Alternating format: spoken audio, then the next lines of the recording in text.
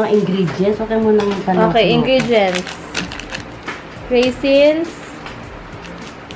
pickles, carrots, cheese, Nestle cream, real mayonnaise, syempre ladies choice lang talaga, And pinaka the sugar. best.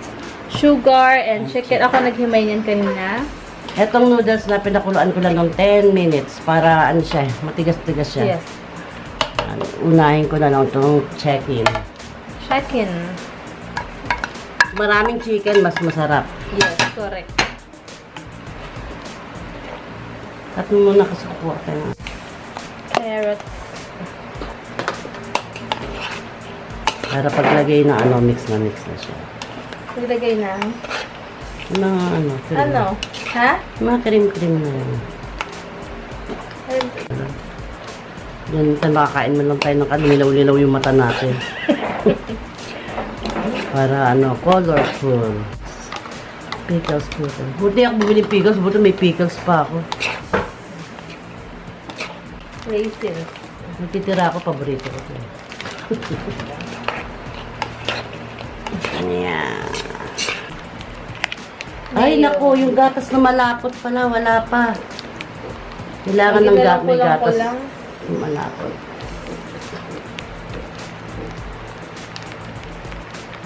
Ating to. Yan ang ano.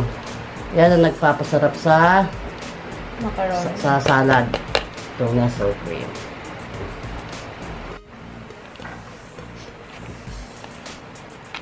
Kasi sayang naman ito. Sayang na natin ang mayonnaise. Yung ginamit namin sa cheese stick.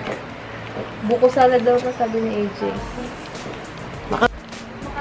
Hindi man naubos. Pero yan, maubos talaga yan. Oo, kaagaw yun dito sa Daddy Dogs dito. Lagay niyan. Kala ko May lahat ano naman. ilalagay eh. Ang macaroni, hindi yan matamis. Ilang macaroni matamis. Depende lang yan kung gusto niyang matamis. Miss. Diyos ko. Para kita ano nila, oh. Super creamy. Super creamy yan. Kahit yan lumamig, hindi yan siya ano, matutuyo kasi maraming mayonnaise, may Nestle cream, may milk. May milk. May milk. Tingnan mo yun, may mo may buto, oh. Ano ba naman yan? Diyos ko. Matitinik yung ang kakalaman kita rin. Si AJ nangingisay na dahil nakalunok ng tinik. Akala niya manok. Diyos ko, okay. Konting salt. Konti lang. Salt. Ika nga ni AJ salt.